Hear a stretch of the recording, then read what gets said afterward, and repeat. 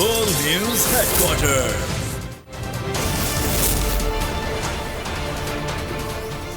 अस्सलामुअलैकुम। बोल news headquarter के साथ मैं हूं बुशरा हक। मैं हूं सैयद रजी और मैं हूं महविश निसार। हेडलाइंस आपने मुलाहिजा की। बुलेटिन में बात होगी पार्लियामेंट लॉजेस में ऑपरेशन, शाहीन लाला के दामाद, मुआशी पहिया रुक गया, डॉलर की ऊंची छलांग, महंगाई का नया रिकॉर्ड, बम्बार की नई वीडियो, हक की फतह और मुकदमात की बारिश।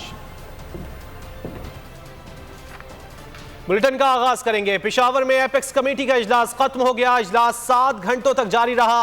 इजलास में वजीर आजम शहबाज शरीफ, आर्मी चीफ, वजीर दाखिला समेत कई अहम शख्सियात ने शिरकत की। इजलास में सिक्योरिटी के मामलात पर बातचीत हुई है। पेशावर में एपेक्स कमेटी का इजलास खत्म हो गया।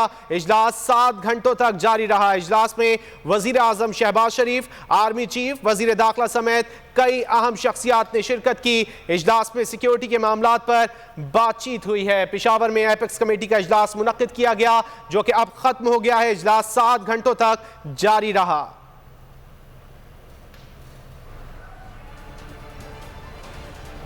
पेशावर में एपेक्स कमेटी का इजलास खत्म हो गया। इजलास 7 घंटों तक जारी रहा। इजलास में वजीर आजम शहबाज शरीफ, आर्मी चीफ, वजीर दाखिला समेत कई अहम शख्सियात ने शिरकत की। इजलास में सिक्योरिटी के मामलात पर बातचीत हुई है। पेशावर में एपेक्स कमेटी का इजलास मुनक्किद किया गया, जो कि अब खत्म हो गया है। इजलास 7 घंटों तक जारी रहा। इजलास में वजीर आजम शहबाज शरीफ, आर्मी चीफ, वजीर दाखिला समेत कई अहम शख्सियात ने शिरकत की। इजलास में सिक्योरिटी मामलात पर बातचीत की गई है। सिक्योरिटी की सूरत हाल को देखा गया है। पेशावर में एपेक्स कमेटी का इजलास खत्म हो गया है और यह इजलास 7 घंटों तक जारी रहा। इजलास में वजीर आजम शहबाज शरीफ, आर्मी चीफ, वजीर दाखिला समेत कई अहम शख्सियात ने शिरकत की है। इजलास में सिक्योरिटी के मामलात पर बातचीत की गई है।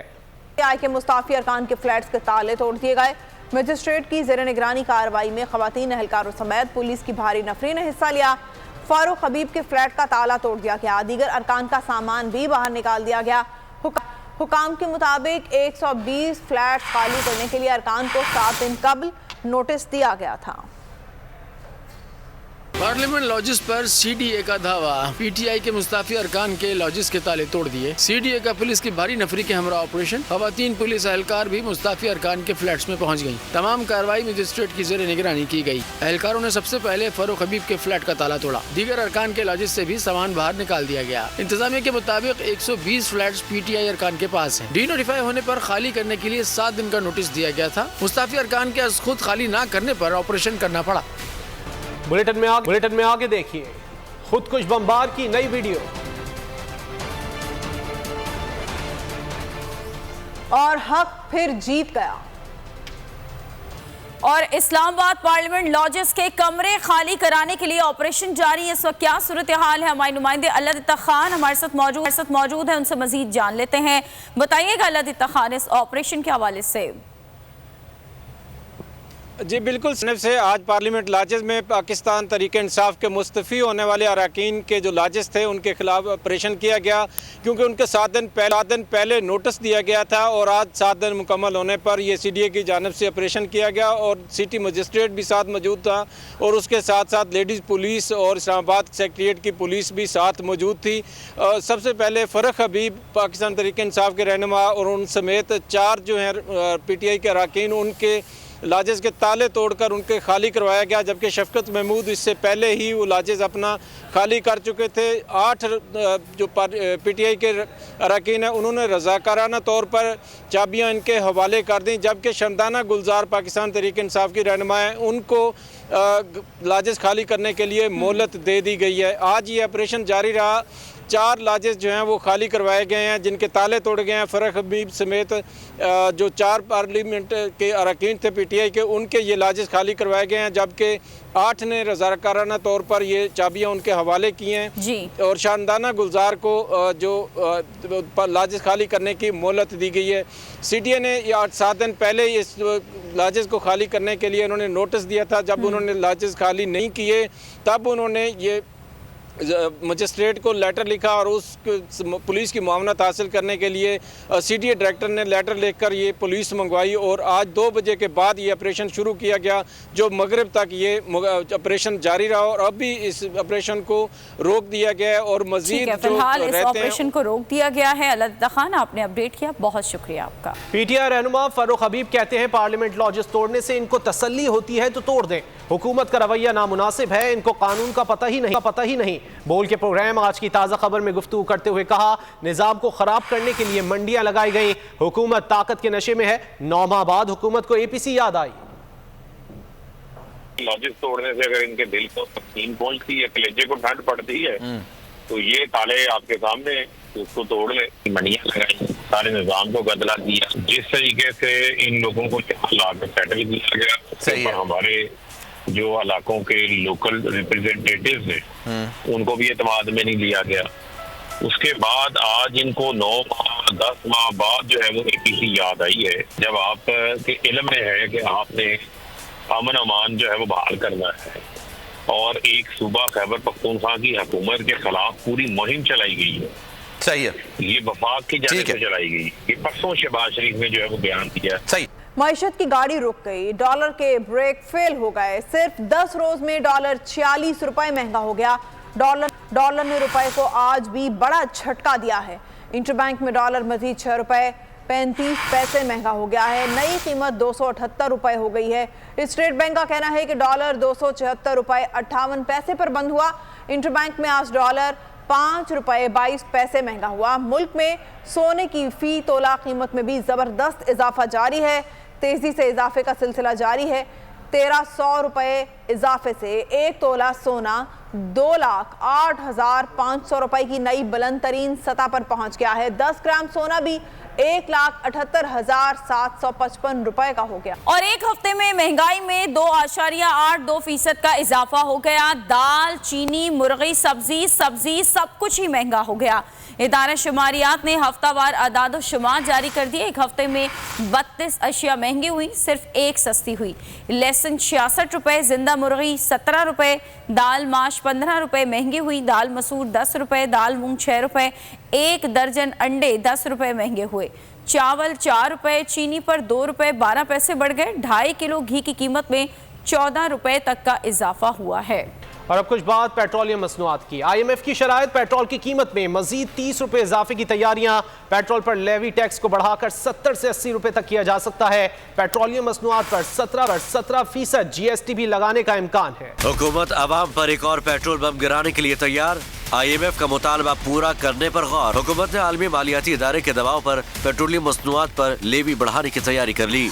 टैक्स शॉर्टफॉल को कम करने के लिए 17% GST लगाने पर भी गौर शुरू हो गया। पेट्रोलियम लेवी में इजाफे और GST के नफा से पेट्रोल और डीजल की कीमत में मजीद 30 रुपए तक इजाफा हो जाएगा। पेट्रोल पर लेवी 50 और डीजल पर 40 रुपए फी लीटर है, जिसे बढ़ाकर 70 से 80 रुपए तक किया जा सकता है। महंगाई खौफनाक शक्ल इख्तियार करने लगी है। मुआशी सुस्त रवि ने पंजे गाड़ लिए हैं। सनतों से लेकर गाड़ियों तक, ज़राअत से बिजली घर तक पहिया जाम होने लगा है। ईंधन की फरोख्त 20% गिर गई है। कमर तोड़ महंगाई, आवाम की दुहाई। मुआशी सुस्त रवि ने जिंदगी का पहिया जाम कर दिया।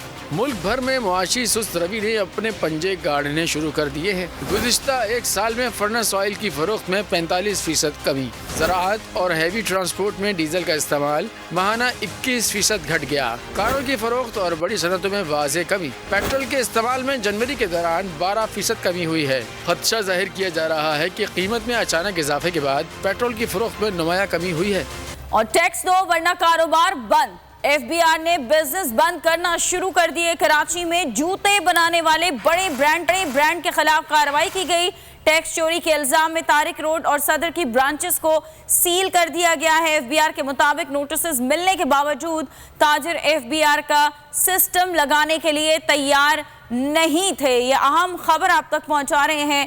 ताजिरों को सहूलियात नापैद और अब उनको सख्तियों का सामना है। टैक्स दो वरना कारोबार बंद कर दिया जाएगा। एफबीआर ने बिजनेस बंद करना शुरू कर दिया और कराची में जूते बनाने वाले बड़े ब्रांड के खिलाफ कार्रवाई की गई है। इसी बारे में मजीद जान लेते हैं। नुमाइंदा खुसूसी मंसूर हमारे साथ लाइन पर मौजूद हैं। जी आगाह कीजिएगा। देखिए, एफबीआर की जानिब से सेल पॉइंट की जगह तो वो अपनी मशीन रखते हैं जहां से पता लगता है कि उनकी रोजाना कितनी सेल हो चुकी है, ताकि उस पर गवर्नमेंट के जो टैक्स बनता है वो टैक्स रिसीव किया जा सके। तो कराची में एक बड़े ब्रांड है जिनकी 2-3 ब्रांचें हैं, तो एफबीआर की जानिब से सदर और तारिक रोड पर उनकी ब्रांचों को सील कर दिया गया है। उन पर 5 लाख रुपए का जुर्माना भी आयद किया गया है। एफबीआर के कमिश्नर जफर सिद्दीकी साहब का कहना था कि इनको नोटिस दिए गए थे कि आप जो है अपना एफबीआर का सिस्टम वहाँ पर नस्ब कराएं, लेकिन वो बात मानने के लिए तैयार नहीं थे। इसलिए हमने इनका दुकान जो है रेवेन्यू अफसरान के साथ मिलकर सील करा है और जुर्माना भरने के बाद उसको डीसील किया जाएगा। और दीगर लोग जो भी एफबीआर के इस रूल को फॉलो नहीं करेंगे उनके खिलाफ भी यही कार्रवाई की जाएगी। ठीक है, बहुत शुक्रिया आगाह करने के लिए। और अब कुछ बात पेशावर पुलिस लाइन धमाके की, जिसकी तहकीकात अहम मोड़ पर पहुंच गई हैं। खुद कुछ बमबार की आमद और मस्जिद में दाखिले की सीसीटीवी फुटेजेस सामने आ गई। पुलिस वर्दी में हमलावर पूरी रैकी करके आया था, इत्मीनान से पैदल आगे बढ़ा और टारगेट तक जा पहुंचा। पुलिस के मुताबिक हमलावर का सर, टांगे और जूते मिल गए। शवाहिद की मदद से तहकीकात में अहम पेशरफ्त मुतवक्के है।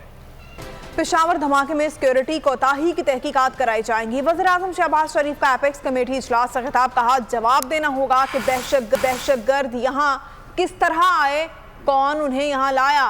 2010 से अब तक खैबर पख्तूनख्वा हुकूमत को 417 अरब रुपए दिए जा चुके हैं। ये रकम कहाँ गई, ऑडिट होना चाहिए। वज़ीर-ए-आज़म ने शहदा के लवाहिकीन को 20 लाख, जख्मियों को 5-5 लाख रुपए देने का ऐलान किया। इजलास में शहदा के दर्जात की बुलंदी के लिए फातिहा खानी की गई। ये वफाक और सूबे मिलकर तमाम पार्टीज की पॉलिटिकल लीडरशिप, मजहबी ज़ुलमा, वो पूरी इसकी ओनरशिप लें और अपने इख्तिलाफात चाहे वो सियासी हों को सबको पसे पुश डालकर एक यकजां दो कालिब की तरह हम इकट्ठे हों। हर बार ये ताना मिलता था कि वफाक हमारा साथ नहीं दे रहा और वसाइल की कमी है। तो मैं ये बताना चाहता हूँ कि 417 अरब रुपए जो 2010 का NFC अवार्ड 35-36 अरब बनता है, वो कहाँ गया? उसकी अकाउंटेबिलिटी होनी चाहिए, उसका ऑडिट होना चाहिए। और मंगल के रोज इस्लामाबाद में जो हमारी ऑल पाकिस्तान कॉन्फ्रेंस होगी, उसमें तमाम पार्टीज को मैंने मौजूद किया है। मैंने एक पार्टी के जो लीडर उनको भी इनवाइट किया है, जो मेरे साथ हाथ मिलाना गवारा नहीं करते थे। जो सूरत हाल है वो आपके सामने है कि IMF as a speak, IMF का डेलीगेशन इस्लामाबाद में बैठा है और वो यकीनन फाइनेंस मिनिस्टर और उनकी टीम को बहुत टफ टाइम दे रहा है। सिर्फ इस बात पर इत्तफा करूंगा इस हवाले से कि हमारा जो इसका इकोनॉमिक जो चैलेंज है, it is unimaginable. Pakistani fast bowler Shaheen Shah Afridi की जिंदगी की इनिंग शुरू। शाहिद आफरीदी की साहिबजादी अंशा आफरीदी के साथ निकाह हो गया। तकरीब कराची में मुनाकिद हुई। अजीज व अकारिब समेत साथी क्रिकेटर्स ने भी शिरकत की। रुखसती की तकरीब बाद में होगी।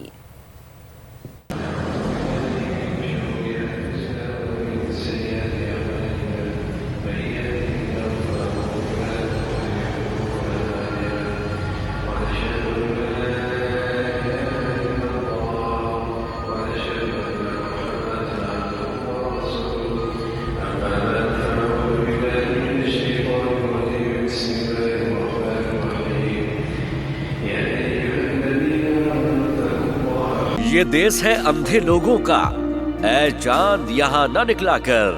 ना डरते हैं ना नादिम हैं, हाँ कहने को वो खादिम है। यहाँ उल्टी गंगा बहती है, इस देश में अंधे हाकिम हैं। ये देश है अंधे लोगों का, ऐ चांद यहाँ ना निकला कर। जी इमरान भाई, आप हैं? इमरान भाई परेशान नहीं होना, तुम लोग तगड़े रहना, इंशाल्लाह इंशाल्लाह।